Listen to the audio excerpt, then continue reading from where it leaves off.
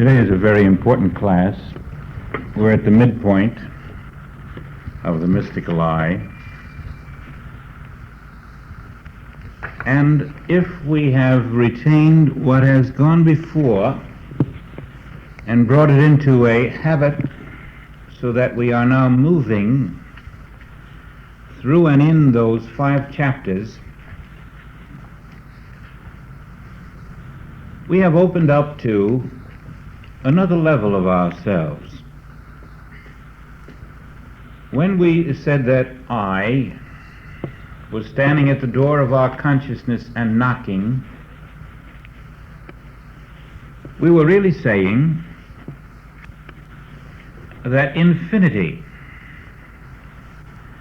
is knocking at our consciousness, that eternity is knocking at our consciousness, that immortality is knocking at our consciousness, that grace is knocking, that every quality of God is knocking. And it won't go away because I stand at the door. And therefore, translated, the statement means that all that God is ever present, waiting for my consciousness to open and say, you take over. The me is dead, and I am opening to I. Now when you open then to I, you are opening to the presence of that which is eternal. And because that which is eternal is never separated in time, you are opening to direct perception of that which is happening now everywhere in infinity. Instead of seeing the universe in a sequence of time, you are opening to the possibility of seeing all of these activities in time in the now, through direct perception. And you are opening to infinity, so that when you have opened to I,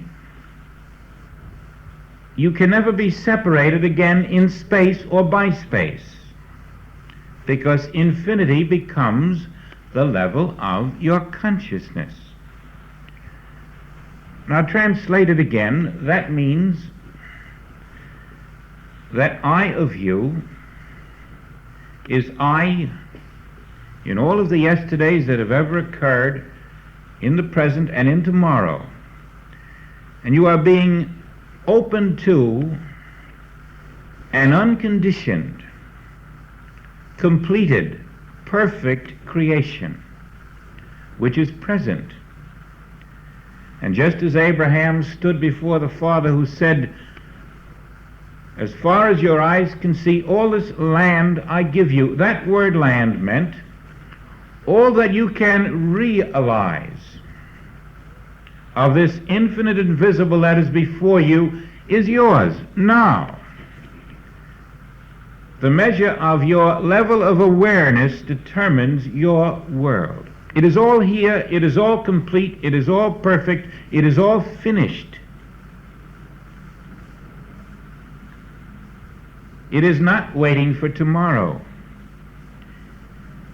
And therefore we begin to look up inside ourselves at my eternal self, here and now. My infinite self, here and now. And this is where we rest, developing the capacity to stand fast. Now you may find that every one of your days happens in a pattern, and that pattern is generally the you, which is moved by world events, the tide of world affairs, attachment to yourself, your needs, your family needs, always living on the level of your human selfhood. And if your personal needs and your attachments govern and move you through the day, then you are not opening to I, the eternal self, or I, the infinite self, and you are a divided individual. You are divided from your eternal and infinite self, as if it didn't exist, as if it were not knocking at the door of your consciousness.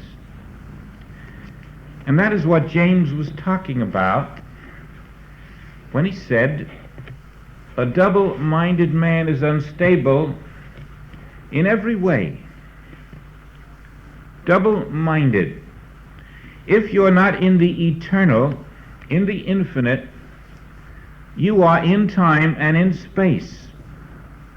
You are in mortality. You're not in divine self, and therefore you are double-minded, and therefore unstable in every way. And this instability shows forth as the expression of your karma, so that, not being in the divine, in the I, in the eternal, in the infinite, in grace now, the land that you see is very limited. You see the land that your senses can perceive, whereas someone else living in the eternal perceives directly that which is there beyond the senses, and that land is what he claims. Now then you say, I have a physical ailment. Now this should be eliminated forever. There never has been a physical ailment. Whatever that physical ailment appears to be, you can quickly transfer that to the knowledge that only your senses are aware of that physical ailment. And so let's get out of the physical side of an ailment right away. Let's see that we have a mental ailment. No matter what it is never physical. You see, God has no physical children. And the moment you claim yourself to be in a physical ailment, you're claiming physicality, which takes you into that double-minded man. God has no physical mortal children. If someone said to you, here's some marble, now make me some metal bookends, you would say, well, you want metal bookends, not marble bookends. And if somebody said, here's some steel, now build a vault, you'd build it out of the steel. You wouldn't go and find another material. You cannot build a mortal being out of God. Immortality does not create mortality. Spirit does not create matter. And as long as you have a physical ailment, you're declaring a physicality and a mortality, which is not of God. You are saying, I had a physical father. I had a physical mother. But the Spirit says, call no man on earth your father. One is your father, God, Spirit. And therefore, your being is spirit. And if you have a physical ailment, you're a divided individual, believing you are one thing that you are not, and from that you begin the pyramid of errors. All right, we have a mental ailment. Now let's go further. We have a belief in mind which expresses as a physical problem. Now what is that belief in mind? It's not the mind of God, and therefore it's a non-existent mind which we have deigned to call mind by error. The belief in the non-existent mind must be as non-existent as the mind itself. And so we come right back to the purpose of impersonalizing God. We have a word called G-O-D. And if you pray to G-O-D, G-O-D will not respond, because a word cannot respond. And so we do not have the God experience, and we do not fulfill our purpose, which is to know God aright. Now, an atheist has no intention of knowing God aright. And so that individual can never fulfill the purpose of life, which is to know God aright, to know reality. And if religion is praying to G-O-D, it cannot know God aright, because a word cannot respond. A word has less power than a germ. The word God on earth has less power than the mafia. The word God on earth cannot do anything. It is impotent. It is nothing but a word on the lips of people. But I, the infinite eternal, which am knocking at the door of the world consciousness, I am God. And I am not a word. I am the infinite force of life itself. And if I am not the force of you, accepted in consciousness, there is not going to be a God experience.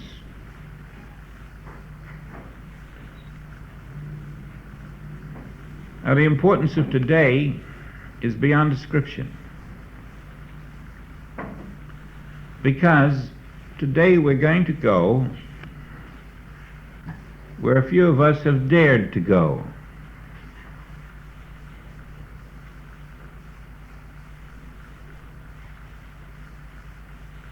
We have all tried very hard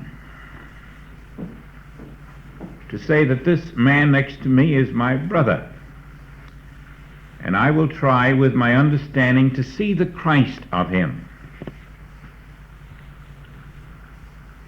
And that was movement in the right direction. To see the Christ of everyone around us opens us to the understanding of the universal Christ.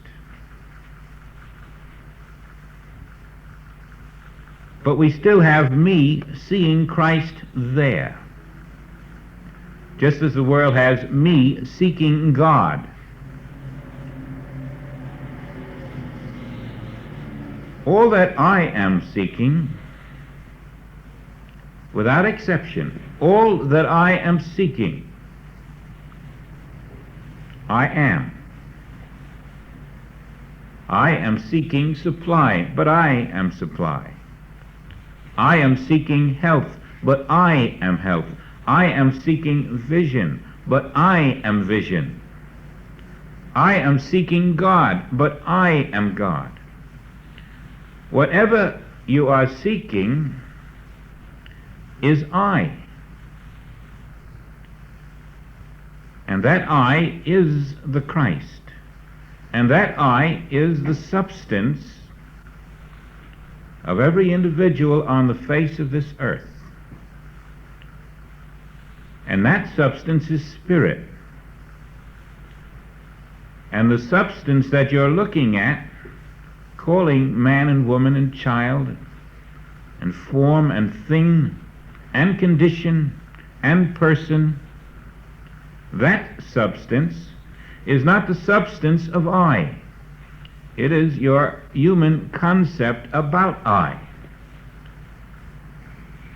And therefore, as long as you have in mind an image of form, or an image of condition, or an image of a thing, or an image of an improvement, or an image of an illness, or any idea about this world, that image is a barrier and a denial and a separation from the pure I of being. Now, when I look out at you and I say I see Christ, or try to, that is an incomplete activity. When you look out at your neighbor and say you see Christ, that is an incomplete activity. And we must complete that activity. You must impersonalize Christ. You must look out at your neighbor and see that the Christ you are seeing in your neighbor is the I that you are. Wherever your neighbor appears, that is not your neighbor. That is the I of your being. And when you have put into practice that everywhere you're looking, at everyone and everything, the I of your being is, you still haven't completed it, because that's only now the direction in which you go. You must find yourself in everyone. Literally. You must work with everyone who comes in contact with you in your consciousness until they are not there, and only the I of you stands there. You cannot estimate the fruitage of this until you have begun. I mean consciously to practice that no matter who stands before you, it is the I of you. It is not a person. It is not a personalized Christ. It is not a form. It is yourself. And as Joel put it before, until you understood I, as the nature of being, there's no place to go in this work. I tell you now, until you can work with this and see that the I of you is all you can meet in this entire universe, you cannot be lifted into the inestimable joy of that which lies beyond that recognition. I mean a joy so speechless that you can't believe it. A joy so unusual that it makes peace disappear and makes you wonder what you're to do next. It's almost as if you're ready to understand what happened to Paul when he learned that I am everywhere. All of these people I've been persecuting invisibly are I. He'd been persecuting himself. When that light, when that revelation that I am all I can see and all I can feel and all I can touch is I and there's no other, literally my own self everywhere, then you have found your true universe. And in that illumination, you won't wait for somebody to come along and change your name. It will change itself. You won't have to be blinded by light. But don't be surprised if you are. I is your name, I is your identity, and I is God. And if God is the only presence, and his name is I, that's the meaning of mystical I. That I which is the Father is the I which you are. And because God is omnipresent, because I is omnipresent, the I that you are must be omnipresent or not exist. You don't have a neighbor. You don't have a friend. You don't have an enemy. Everyone that you're looking at is the I of your being. And if you think you're too old to learn new tricks, this is one you're going to have to learn, or else stop trying to be a spiritual being. There is no such thing as a finite spiritual being. That I which has been knocking at the door of your consciousness is infinite I. And the only way you can let infinite I into your consciousness is to know that I am infinite I. You take this I out of the Holy Land. You take it into this eternal now. And everywhere you look, you forget the individual. You talk to the individual with one level of the human self, but You're sowing to the infinite I which stands before you as your very being. And when you do, you find that all of the karma of the world to you is totally meaningless. Because when you recognize I and not your friend, I and not your brother, I and not your sister, I and not your enemy, you are breaking world karma. You are opening to that I which is knocking. You are saying, I recognize I. I acknowledge I in all my ways. And now I love my neighbor as myself because I is all that was ever there, and there never was a neighbor. It was always I. There never was a child, it was always I. This is the fullness of your being. And I, the mystical I, is the one mystical being that I am. You're out of multiplicities. You're out of separations. You're out of divisions. You're out of forms. You're in the one I. And when you're in the one I, you are absent from the form. You're out of the images in mind. You're out of physicalities. You're out of mortality. The old man is dead. We know that when we get rid of the old man, we lose every problem with him. But that old man is my human selfhood. And that old man is even the one who is looking for God or for Christ and trying to do the right thing. That's still the old man. We're out of God. We have accepted God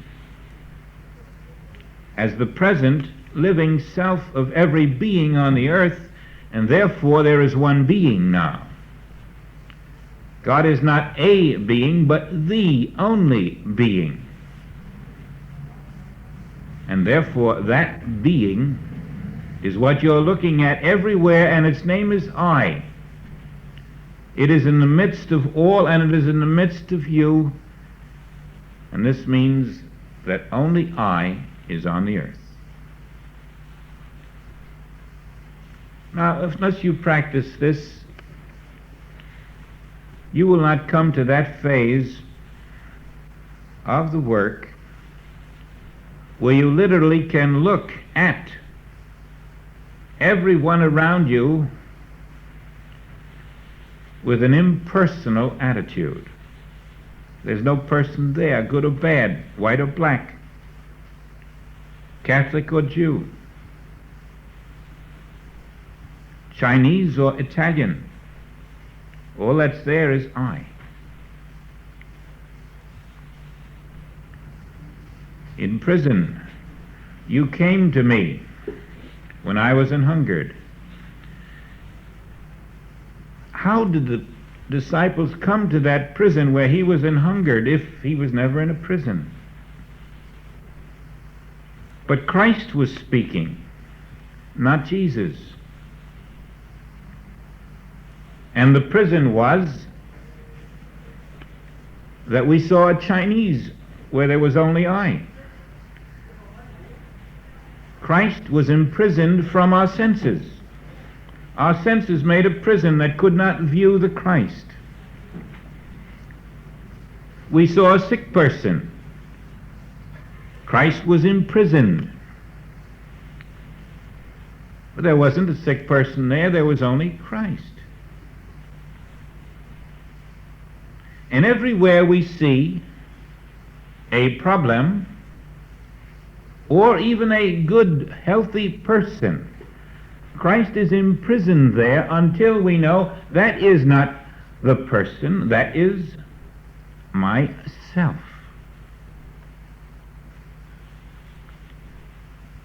Now what happens when you sow to the Spirit this way?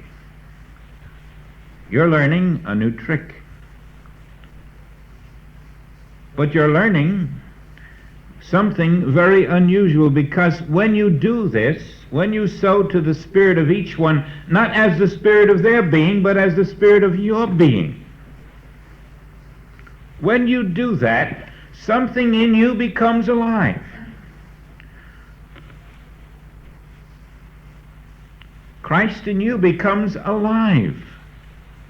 You feel a new body. Truly a new body. And that new body is capable of doing things you didn't dream you were going to do. It is not fettered by matter, by the bones of your body or the flesh and blood of your body. It is free. It is undiseased. It is independent of the world. And it moves. It moves in strange and different ways than you have known how to move. It lives in a different way.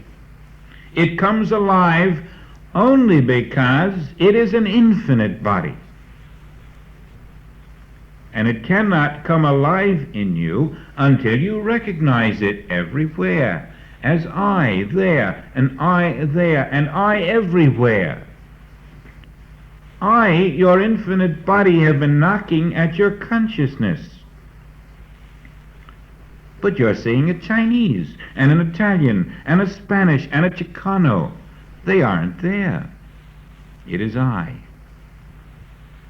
Everywhere I am, and I am your name, your being. I am the mystical I. And when you recognize that I am there, then like an elastic band, this recognition of I opens you to love. Of course you love I, because it is yourself. And it is yourself out there as well as out there and out there. There's nowhere you can look. All this land that you see, I give unto you. All the I that you can accept and recognize becomes yourself. As far as you can cast your recognition of I, that is your being. And you will love that being, and it will love you, and you will find how love takes you out of what am I going to do today? What is my schedule today? Where am I going to go? What am I going to get? How can I fulfill another desire of mine today? Why, that's the old kindergarten of humanhood. Of course we can do those things, but we find that we've been filling our life with shadows. We haven't had the confidence to rest in the infinity of our own being. And all this time I have been knocking. And then because we have not known that this infinite eternal I am now, right now, we've taken a little sense bite out of the fullness of it, and then these senses, as they bite into the fullness, they make a nice pretty little image called a person. And we live inside that image, never dreaming that outside of those senses, outside of this image, is the fullness of my being. And then I walk around in that little sense image and even boast about how wonderful I am. Look at the talents that I have. Look at the possessions that I have accumulated with my great talents. And all this is a non-existent image in the mind. And then you burst the bubble, getting out of the tomb, out of that image of the five senses, beginning to even suspect that beyond this personal sense of self is an infinite being that I am. And as you open to it, then you learn what standing fast means. Stand ye still and behold the salvation of the Lord. And we want to, but we don't know where to stand. Stand where? Stand how? Well, stand on truth. And so we start affirming a lot of truth. But now our place to stand, our secret place to stand, is the infinite divine self, is the one identity, and it is I everywhere. As far as human eyes can see, as far as telescopes can see, as far as intuitive perception can see, it is all I. There is no place where I is not. And every time you think of I or say I, that is your infinite being, your eternal being. And that is why that which I am seeking, I am. I, being all and everywhere, I contain supply. I contain health. I contain vision. I. When you find that you are this I, you have found your health, your vision, and your supply. And now stand ye fast. Stand ye fast on the knowledge that there's no place in the universe where the you, the I of you, is not. No place. There is no quality of God in all of infinity that the I of you is not. And after you have accepted that, then stand ye fast. And behold the salvation of this infinite I that you have claimed to be yourself. If you do evil to another, it is your denial that this other is the invisible I of your being. And so the evil returns to you. If you do good to another, it is possibly through some intuitive understanding that this is the I of your being, and the good returns to you. You're giving it to yourself, whether it's good or evil. And now yourself is not just a phrase, it's a living identity. It's the one living identity. And it makes no difference that I claim it for myself, or that Jesus claimed it for his self, or even if Judas claimed it for his self. The I of Jesus and the I of Judas are one and the same. We all appear at different levels of awareness about that I. And that is why one can be a Jesus, whereas the other can be a Judas. Unaware of the I, he's a Judas. Aware of the I, he's a Jesus. Aware of the I, he's not Saul, he's Paul. Aware of the I, not the personal I, and not even the limited sense of divine I, but the unlimited, infinite awareness of I.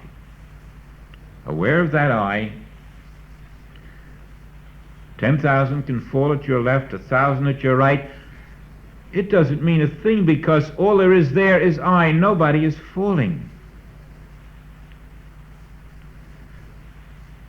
Now, I have discovered that when you practice this consciously, there is a tremendous inner turning. When I talk to you and look past the you that you're presenting, and even past an understanding that where you are, Christ must be, but know that it is I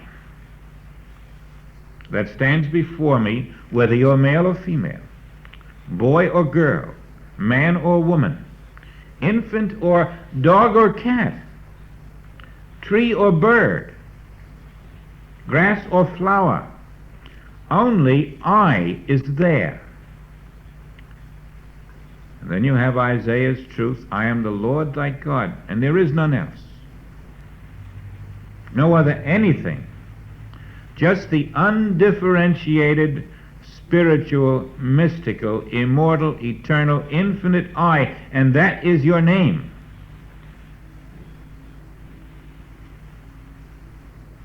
When you will not divide, when you will commune with that in every individual, you will find a new type of relationship beginning between you and those individuals.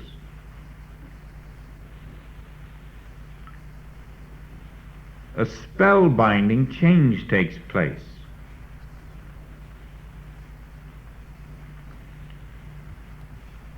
Then you are truly lifting up the I in your consciousness.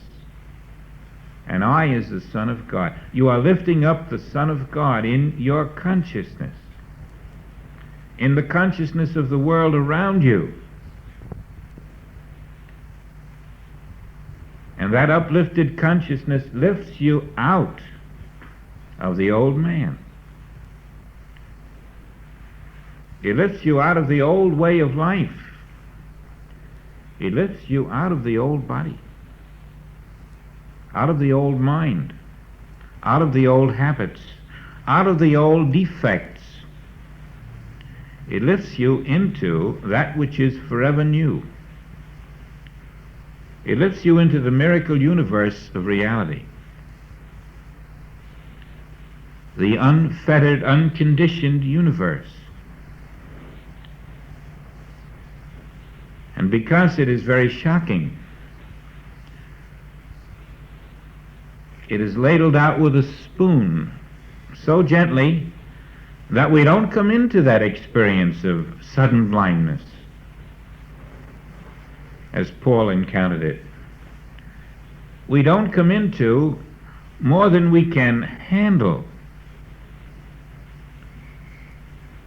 because this new I in every one as your own being makes you an infinite being, literally. You've overcome the world when you begin working with this. You overcome the illusion of all of it. You can move differently in this world because you have found your substance behind it.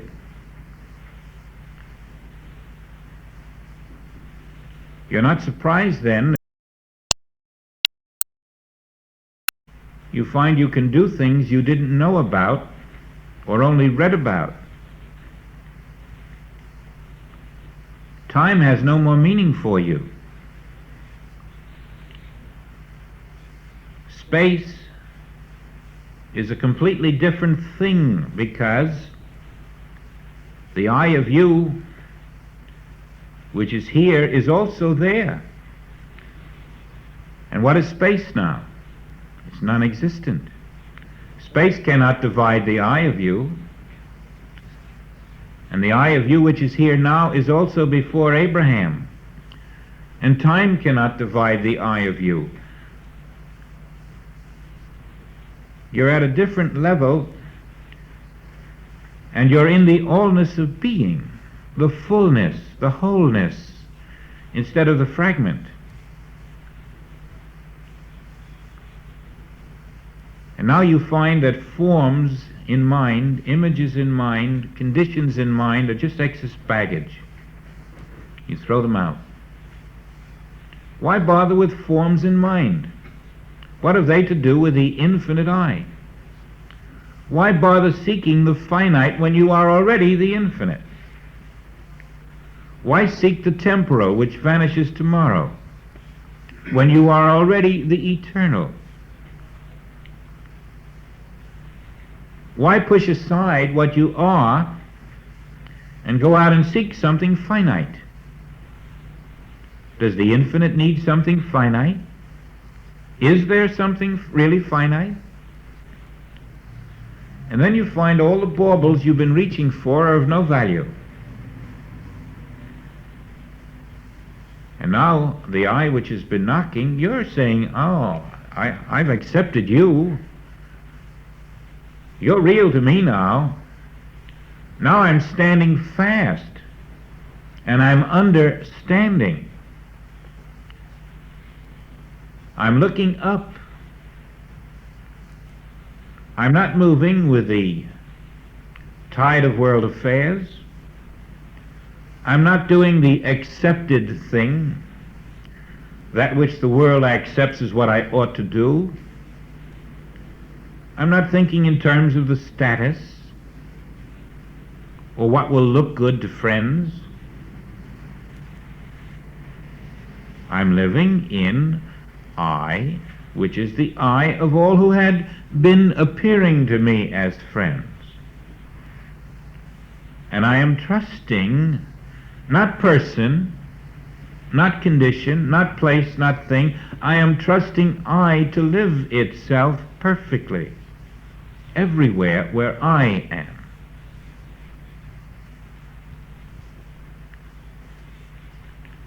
Now, if you're still reaching out then for things and improvements, the I that is knocking in vain at your consciousness. You're still claiming mortality. You're still a divided man, unstable. You're still living in the senses and suffocating there. You're still in the tomb of physicality. When you hear the astronauts speak from the moon, right there you have a glimpse of the meaningless of space and time. All that distance is nothing. In a fraction of time, there's a meeting of two minds.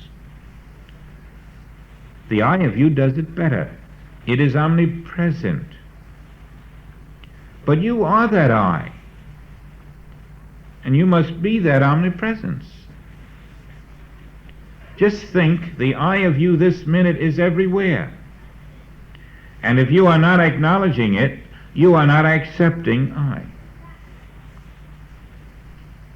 And if you are acknowledging it, then, son, all that I have is thine. Thou art ever with me. But if you're not ever with me, in your consciousness, this infinite cannot pour its allness into your experience. And therefore you do not know God aright.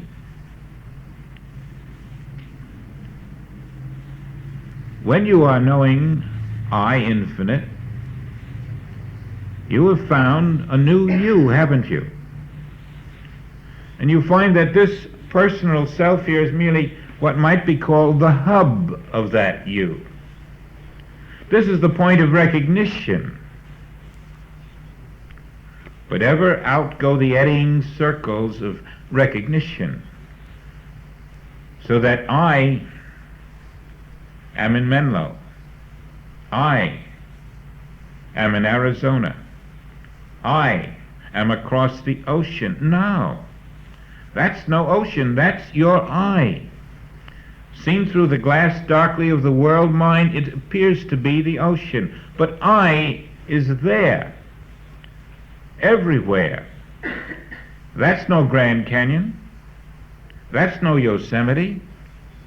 That's the invisible I of you appearing to human sense as these things.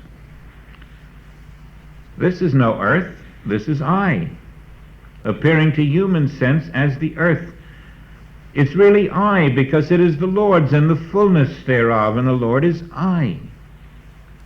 And all this is the I that you are, the mystical I. As you acknowledge this I in all your ways, as the everywhereness of your being, there cannot be another being there, only your being. Stand ye fast. Rest in that knowledge, and behold, the incredible things that happen in your life, then you find why you were told not to strive and struggle. You find these strange statements by Joel that poor man has to labor for his food, but I do not. Then you see why the Bible is replete with these so-called miracles. Because the I pours forth in abundance, just as it did for Job. When he found I in the midst of him as the infinite self, all that he had lost was restored double.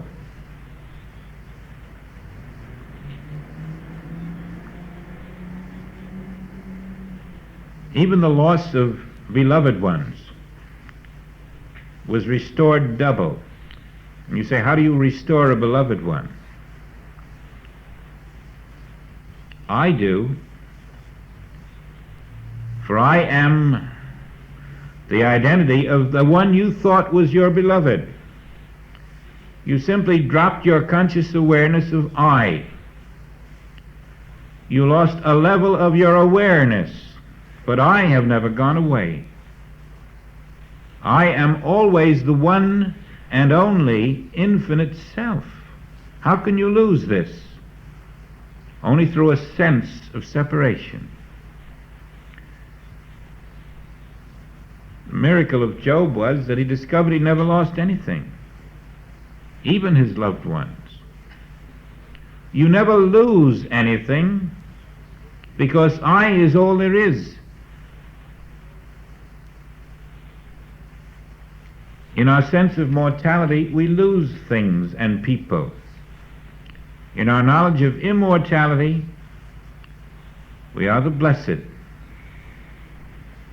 who, although we once mourned, we discover there was never anything to mourn about. And we are comforted. We are comforted by the realization that there is no condition in I that is ever imperfect. The whole universe of reality comes alive to us, and you rest in it, and you let God live God's life where you appear to be.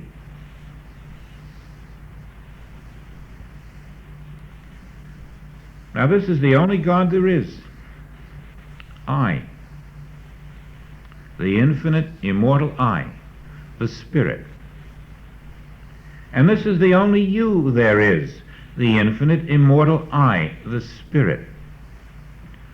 For I the Father and I the Son are one. As Jesus said it, only when he had accepted that I was his name, that he was infinite being. As Paul said it, as John said it, as every mystic has said it, so must we learn that I is my name, I is the name of God, and all that God is, I must be, because I and the Father are one being. The old man is gone.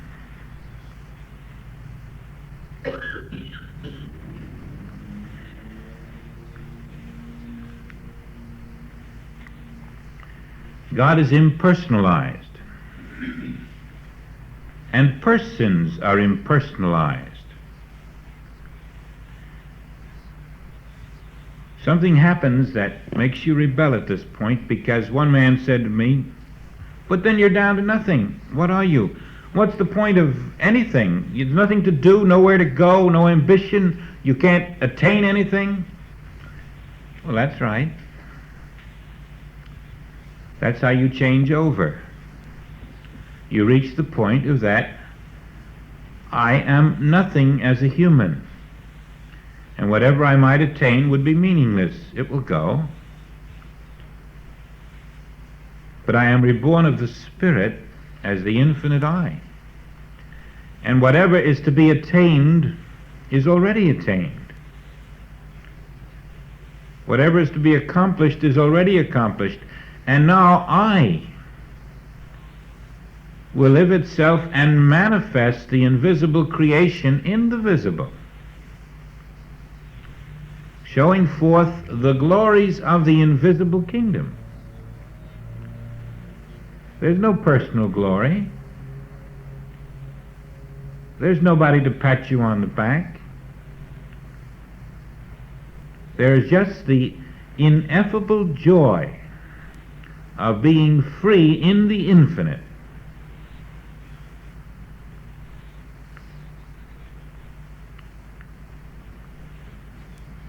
Without any physical obstruction.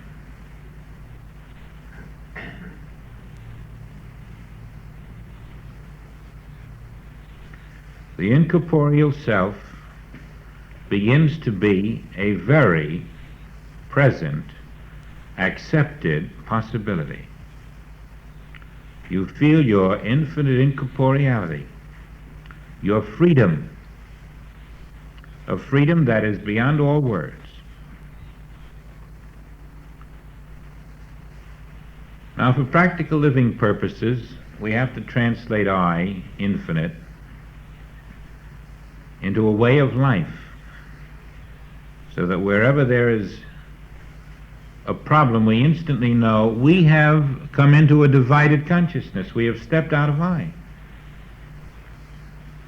I has no problem. And whenever people we know have problems, it is because they, not being in I, must experience the absence of I. But who are they? They are I. And if they don't know they are I, we must know they are I. Our function is to recognize the I-ness of everyone as the I of our own being. And the change then today is that you're not recognizing the I-ness of them as the I-ness of that individual, but as the I-ness of your being. So that you are beginning to expand into who you are everywhere. You can't do it for them. You're doing it for yourself. I told you about Joel standing in front of an infinite way practitioner and saying, I didn't come here to visit with you for your sake. I came here because of myself. And he was looking at a person, but he was recognizing that only the I of his own being was there. And so if that man over there is stealing,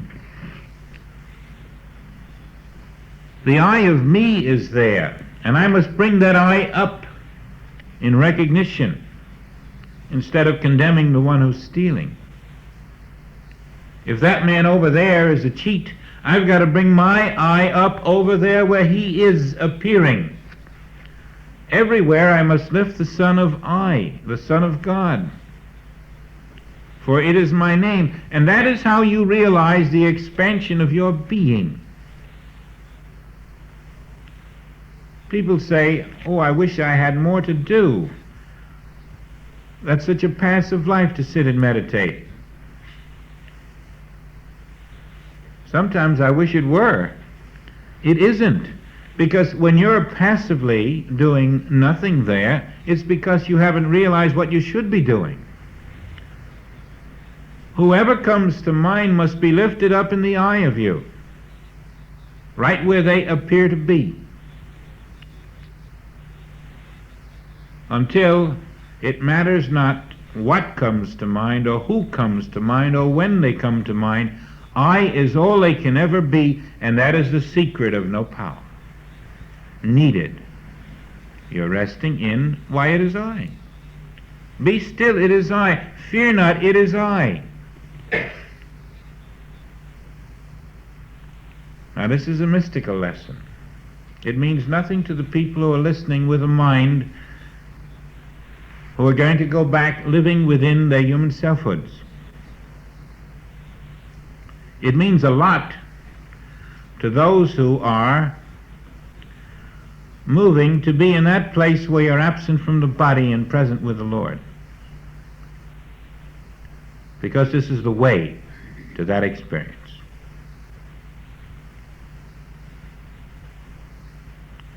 If there is any place in the universe where God is and you are not, you are divided from God.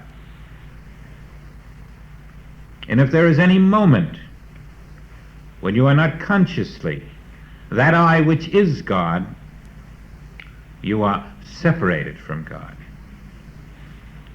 If there is a moment when you are mortal or physical, and you accept this to be the truth, you are separated from God. And every moment of separation is karma.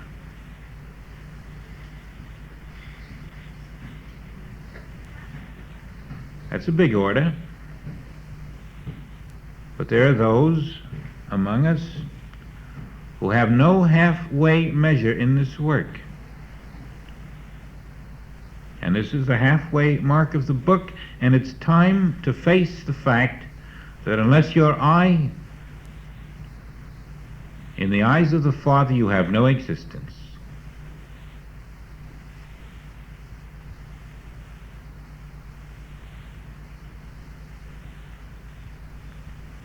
And cannot come under the law and protection and love of the Father.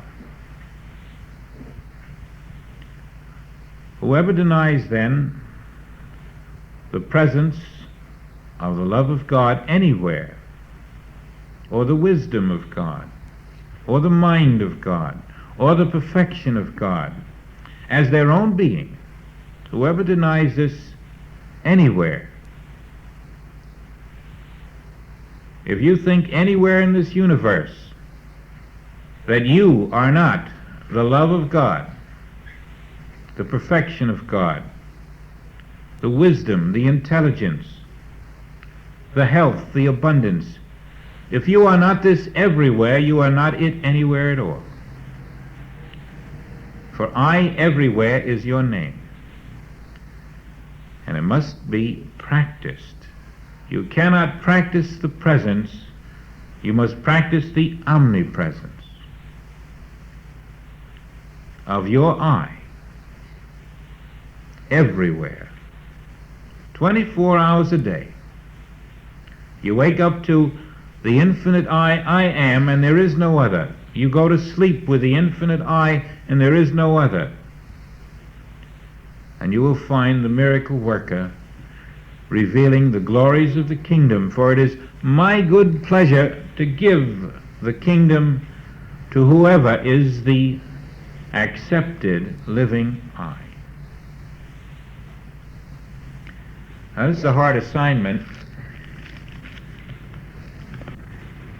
It can't end with this room, you know. It's what you take into every moment of every tomorrow, so that you are impersonalizing God and the world and the human race, and seeing one vast infinite I everywhere as your being. Not many beings, but one. And trusting the one being that you are to maintain a perfect self. And then watch how that one being that you are pours to this point of recognition the glory of Christ made manifest in all things.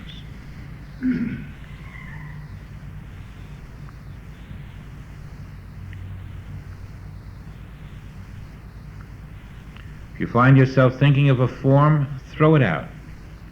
Of an image, throw it out. Of a person, of a thing, throw it out, until you have no knowledge in your mind of person, form, or thing. You are uncluttered, unclogged of all images. And there's nothing there. Just a knowing.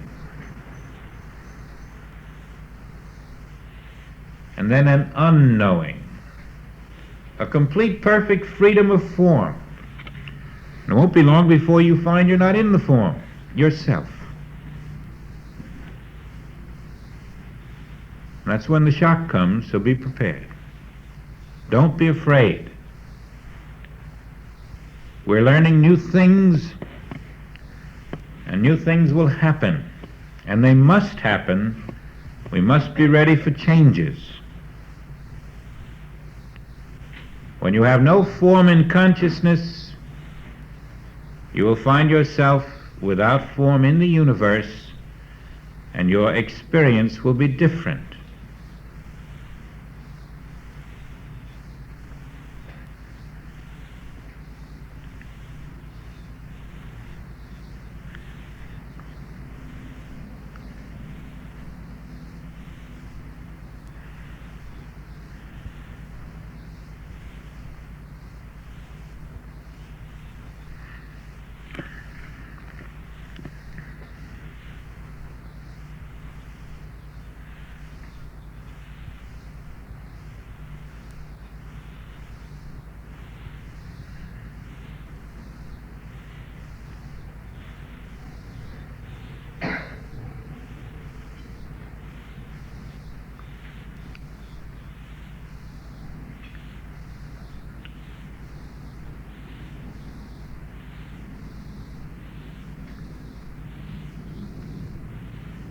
We should be in a blank screen now, trying to do nothing.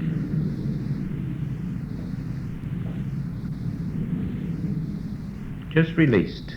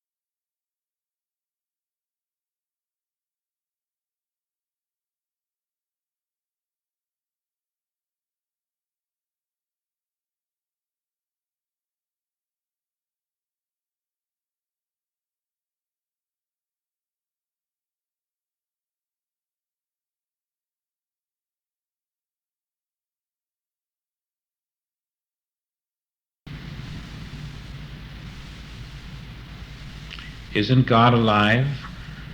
Isn't God capable of living God's life? Why do we have to do something? Why can't God do it?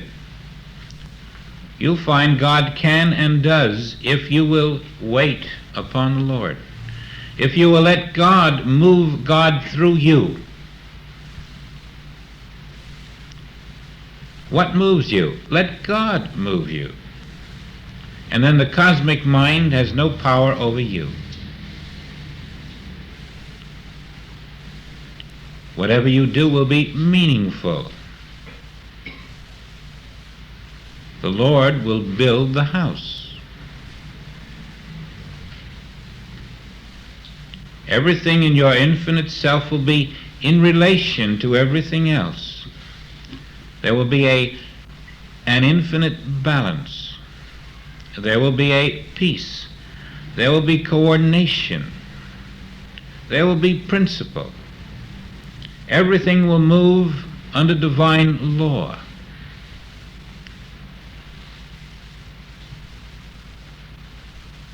All of your infinite self is being mobilized, invisible to human senses.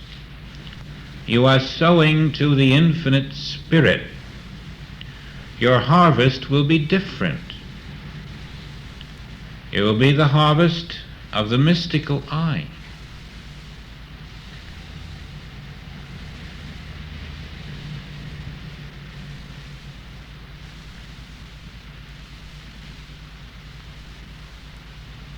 You are letting your omnipresent, everywhere self live itself. Instead of wasting human time and energy running here and there in limited areas, you're letting infinity throughout eternity do its own work. And then invisible creation will be made manifest in harmonious ways. This is how I works.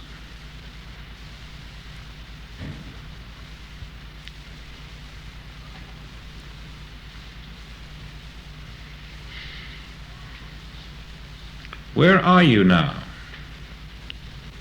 Everywhere. If you're here, in this particular place, you're not in I. If you're in I, you are everywhere. And everywhere will be your harvest.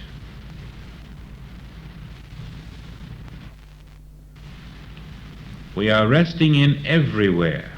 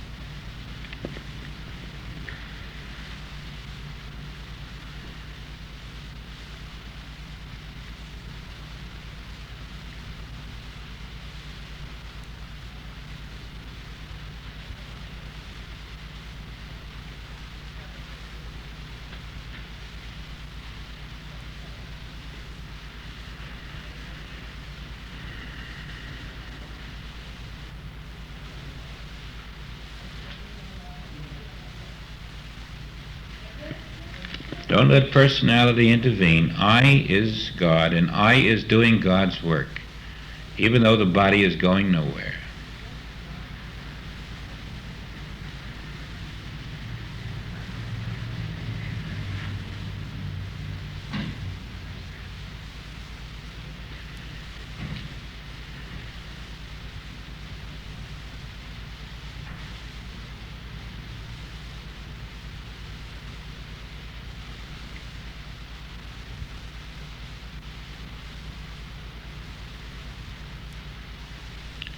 Now we can open our eyes and take a little intermission and see if we can bring all of infinite I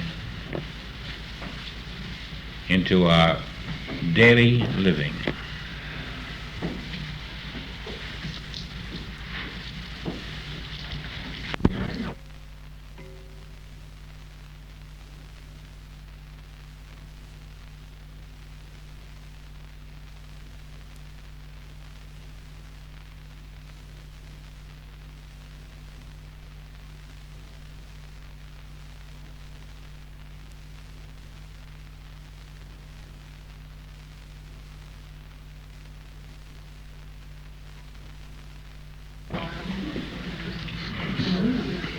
true to the eye. The best way to ask for trouble is to have a conflict of wills with God. Now, we know that I, God, has a will which says, "Be ye perfect," and in order to be ye perfect, you must acknowledge me in all thy ways. And therefore, any time you're too busy to acknowledge the I of your being everywhere, you are in conflict with the will of God. And if you do not recognize this, you will be acknowledging a neighbor that is unfriendly. You will be acknowledging a neighbor in the area that you don't quite approve of. You will be acknowledging many things around you when you should be acknowledging I is all that is there. And this conflict of wills is the human karma. It's like electricity.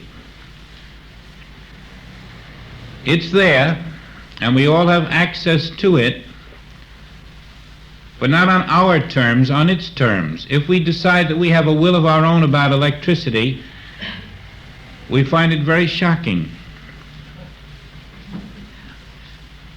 God's will is very specific. It must function itself. There's no one individual who can stand up and say to God's will, "This way, please," or "That way, please."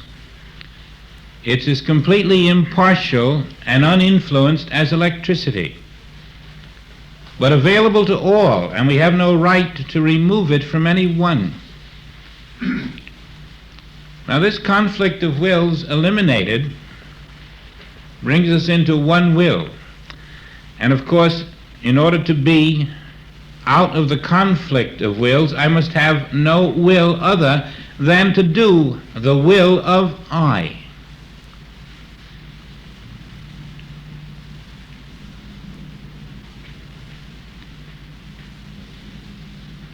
Now let's look at the chapter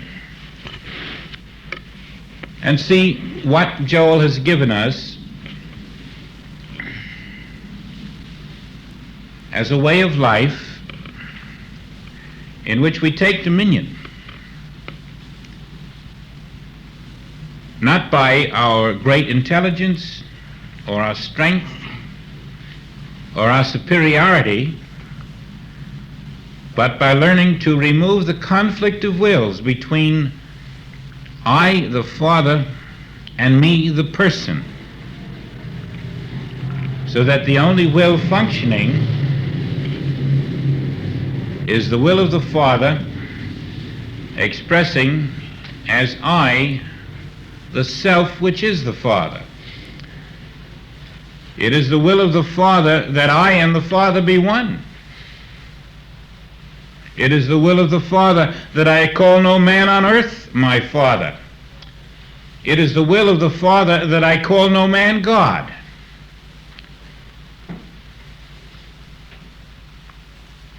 And so I cannot call Jesus God. I cannot deify an individual. I cannot worship an individual. The only place I can worship in the will of the Father is to recognize that I, the substance of my being, is God. My identity is God. That's how you worship.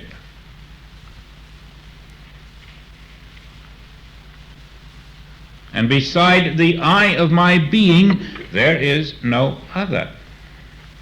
The fidelity to this one divine being, which is you everywhere, is the will of God. Beside me there is no other one. And when you have accepted that infinite one to be yours, yourself, and then trust it to be itself, and do not interfere with the human resentments, the human conditioning, the human concepts, then you are in the will. Now, let's nail it down. God is being, but not a being. God is being you and being me. Now, if God is being you and being me, are we different? If God is one and the same, can God be a different here than a different there? Can God over where you are be different than God over where I am? Or is it not the one self? And therefore, if God is being God's self here and there, what is here but God's self? And if God is being God's self where you are, what is there but God's self? And if they are the same God's self, are we not one and the same, but appear to be different through human sense perception? If God is I and God is where you are, isn't the name of you I? And if God is I and God is where I am, isn't the name of me I? And if I is one and the same, where I am, are you not there? Where you are, am I not there? Are we not the same individual? The same infinite being?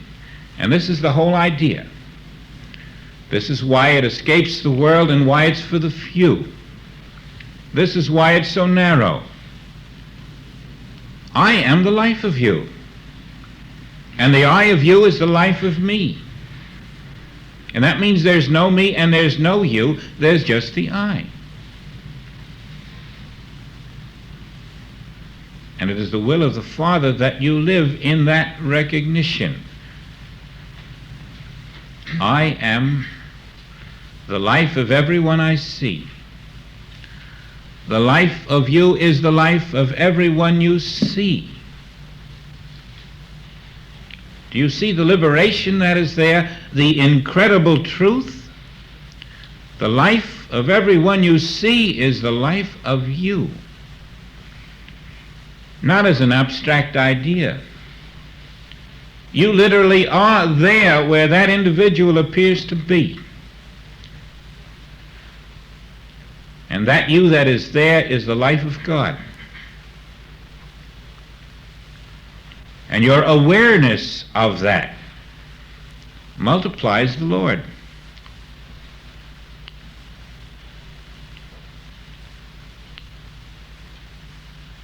Even though it is fantastic to the human mind, it is the fact of God. And so you never are in a place where you are outside yourself, and there is no outside to yourself. That's why there's no external world to the I that you are. Personalizing God by accepting Jesus as the only Christ, meaning the only I, pulls down the veil. The personalizing of spirit is the veil. You're looking at spirit, don't personalize it. Impersonalize the person and accept the spirit that is there, and you're lifting the veil. And then know that spirit that is there is your spirit. Spirit is your creator, and spirit is your being. Now on page 62 you'll find this statement. When God has been thoroughly impersonalized, the meaning of omnipresence will be clear. Everywhere, take away the person and you've got omnipresence of I, spirit. We have set up a sense of separation from God, even while declaring God is omnipresence. But where am I in that omnipresence? If God is omnipresence, then I must be that presence. But if I'm going to have a God and a me too, then I'm not impersonalizing. I'm setting up a sense of separation. I have a God as omnipresence only if I am omnipresence.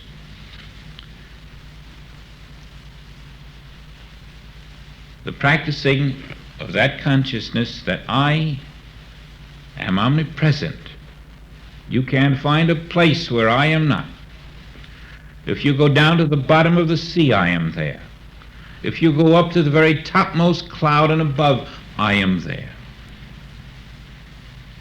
That must be your consciousness of the nature of your being.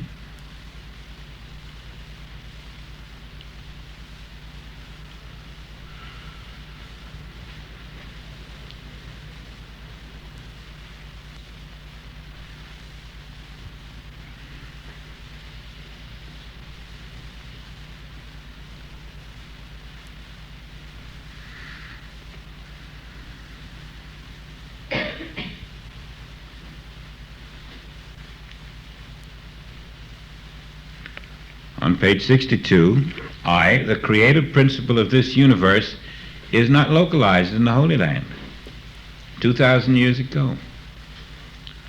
But I is the illumined consciousness. Your entire life depends on knowing the nature of God. And you will never know him aright until you know him as I, the Spirit of God in you.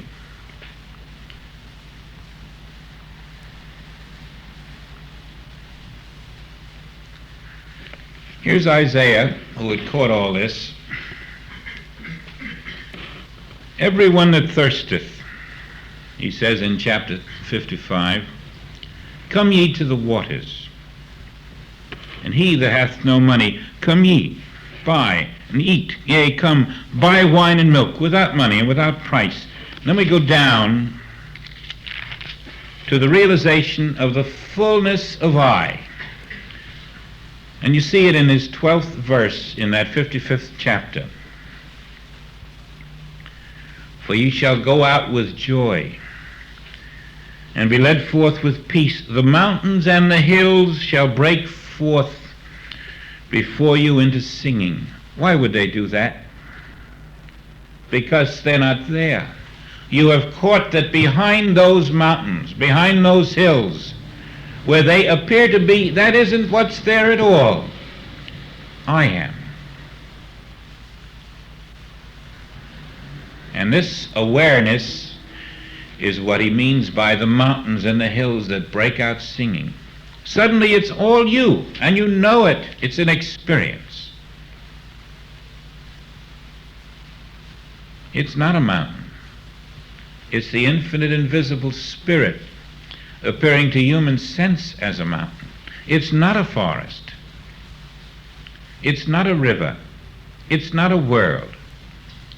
It's the infinite invisible spirit appearing to human sense as the things we think we're looking at. And when you feel that, you have found your infinite I. And the world will break out singing to you, and you will be in the joy of I realized. Instead of the thorn shall come up the fir tree, and instead of the briar shall come up the myrtle tree. And it shall be to the Lord for a name, for an everlasting sign that shall not be cut off.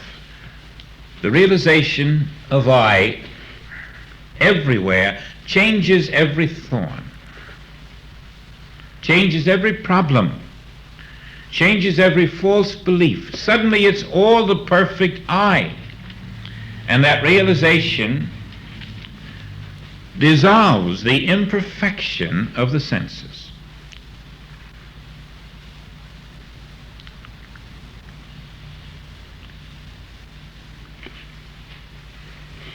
Now, infinity then is God, and infinity is I. And as you practice this knowledge, you will reach the place of realization.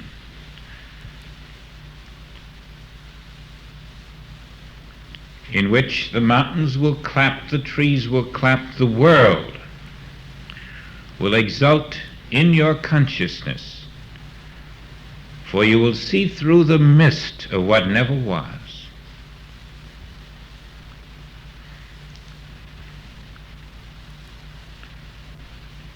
When you know the secret of I, it says on page 65 of Mystical I, You abide in stillness and you let I do its work. You need no thoughts, since you cannot enlighten I, God. And all that the illumined consciousness then has to do is to abide in God, I, and God meets your needs. You transfer no thoughts to anyone. You know how we like to transfer thoughts to people. We think maybe if we think a good thought, they'll pick it up. No, we don't do that. In the I consciousness, we recognize that where that person is, I am. And that's all there is to it. Everywhere that person appears, only the I of you is there. The I of you where you stand, the I of you where the person is where you rest. And then I will do the work. Now, if they on the other end, in a human consciousness, are not reaching to you, they cannot receive I. But if they have reached to you, they will receive I. And I will reveal the perfection of being. That's why you must be asked for your help. That's the reaching to I. They think they're reaching to you, but they're reaching for the I of their own being. And as they reach to you, they're reaching for I. And the I of you responds by standing fast. Then the I of you, which is the I of them, becomes active in their consciousness and appears as what they call their healing. Remember, they must be reaching to you. Or else, there is no opening the door to I.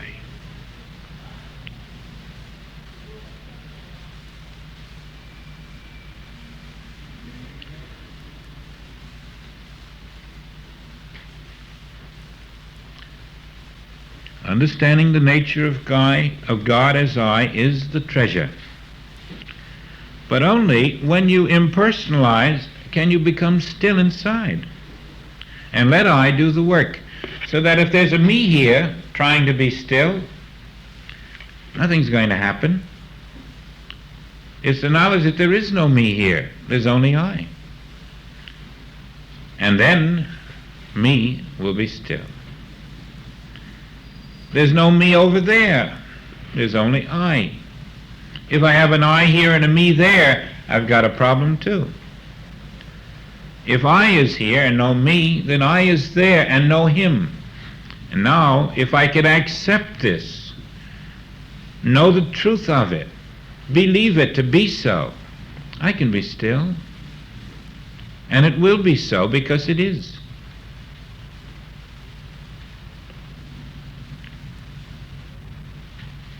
Do you see how we build our own world of I? That's all there is. And wherever you're accepting something else, you're accepting non-existence. Only the I of you is everywhere and nothing else.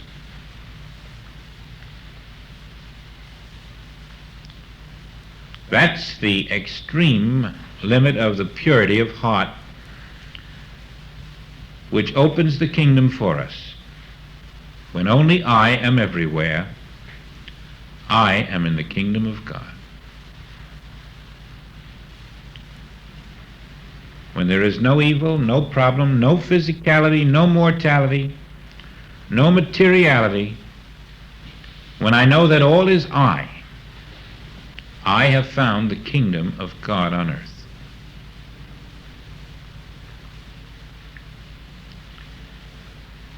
When the Spirit says, it is my good pleasure to give you the kingdom, it is saying, I am the kingdom. I and the kingdom are one and the same. When you find the I of your being everywhere, you have found the kingdom. So build your network of I, day by day. Start where you are.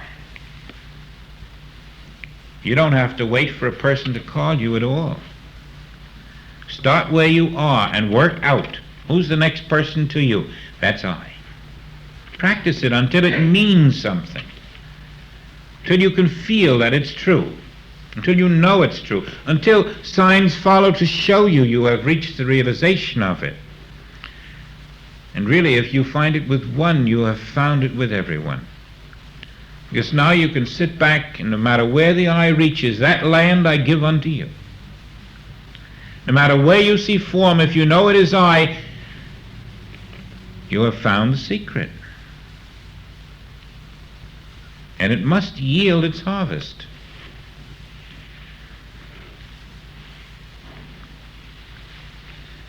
There's a place in this chapter where there's another problem about supply, and Joel writes a person and says, you think your problem is supply, but it really isn't. And he sums it up this way. He says, what you really have is not a problem of supply, but a sense of separation from God. God is supply. God is the allness. And therefore, if you're not aware of that allness, you're in a sense of separation from God. And so your problem isn't that you don't have supply, it's that you're separated in your consciousness from the source which is the supply. And now that separation constitutes your belief that you are another self than God. That's the sense of separation, setting up a separate selfhood when God is the only self. So when you say, I don't have this, you're saying, I'm in a selfhood which is not God's self. And your problem isn't that you don't have this, your problem is that you think you're in a selfhood which is not God's self. Every problem is a statement that I am not God's self. And the revelation of Christ is that you are God's self. And the adjustment then is, I do not have this problem, I am God's self. God's self doesn't have the problem.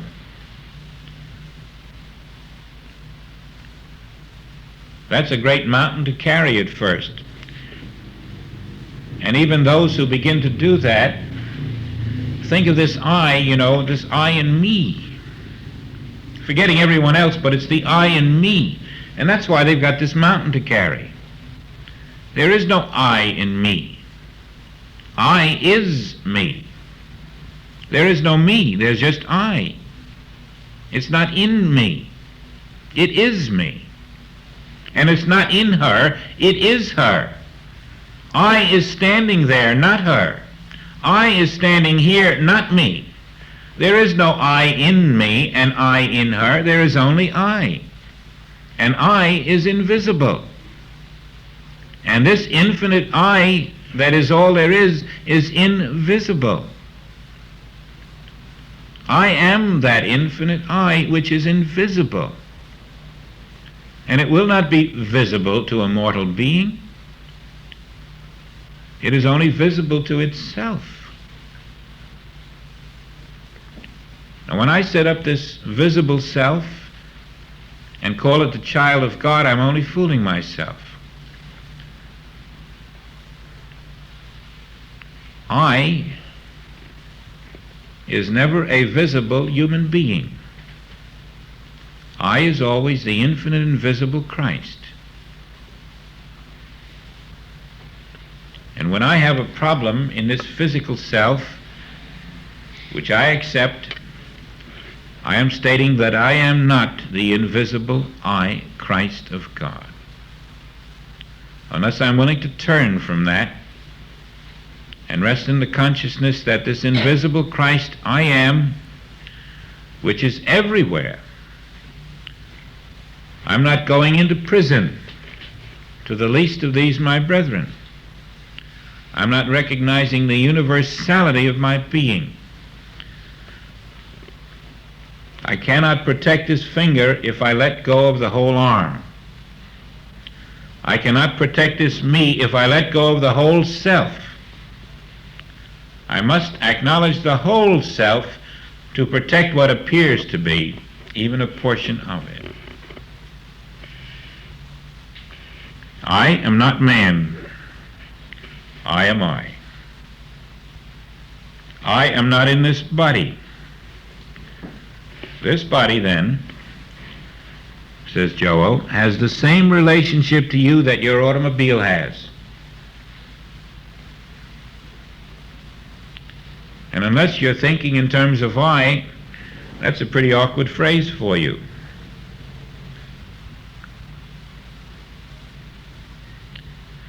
This body is an instrument for your use, and when you are through with it, you will find yourself with a new one.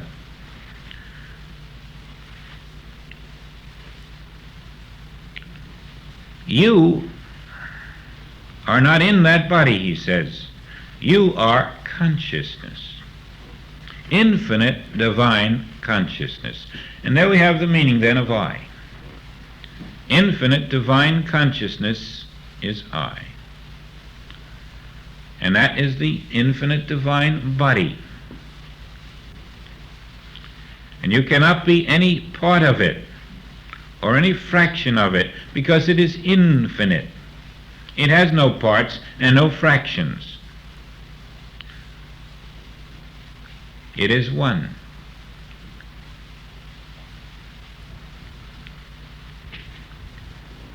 Because I and the Father are one, I am as omnipresent as God, or there would be two. There would be one infinite one and one finite one.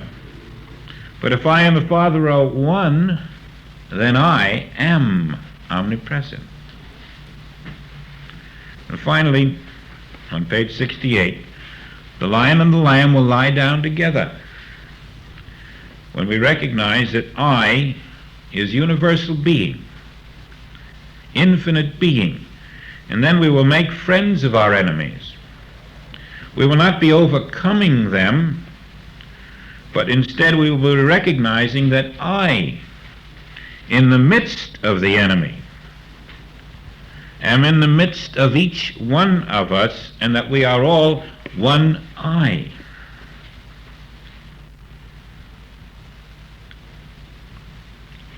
This is the impersonalization, then, that has to be done in consciousness.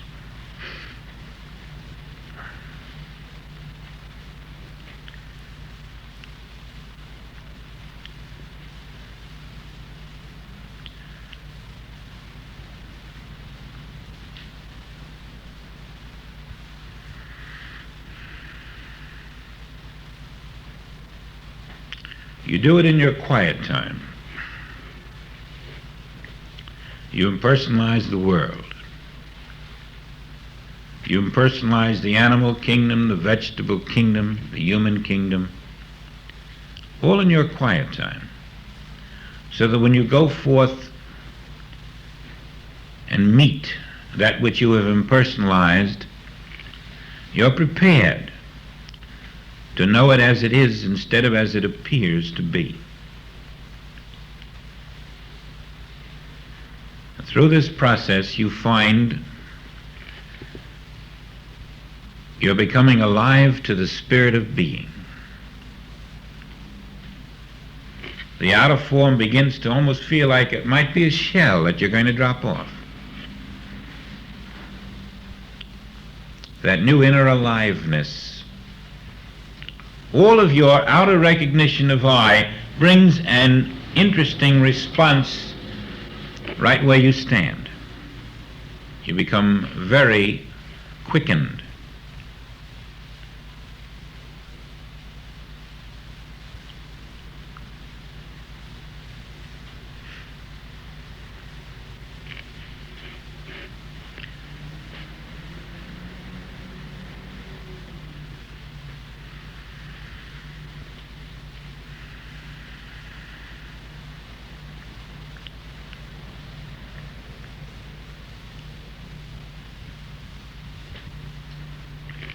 Don't be disheartened if at first you find you're rather stymied in doing this, because it isn't easy, but it does yield to your constant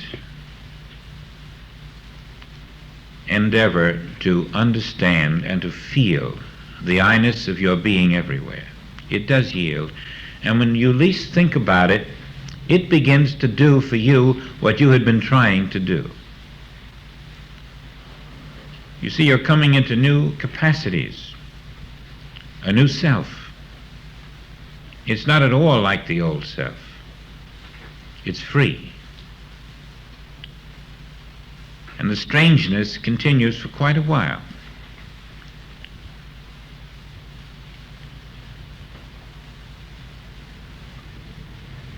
It even brings out ailments in you that you didn't know you had. And sometimes that's a sign of spiritual progress. Because all of the impurities in consciousness come to the surface when you begin to know I everywhere. They come, but they go, and they don't return. They're burned out forever. Don't be surprised if you get an ache and a pain. Don't be surprised at all. It may not even be an impurity. It could be just another spiritual traveler leading you along the way with a sign. Now we're moving into the unusual part of this work in the second half of the book. We're impersonalizing error, and then we come to I speaks. And we want to move through this book with a full understanding of what the mystical I is, how the mystical I works, what you can expect of it, and how you must learn to expect only it if you wish to see it functioning everywhere for you.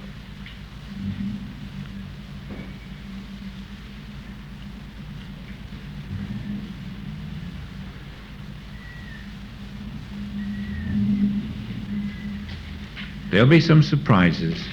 Be prepared. Thanks very much. Thank you.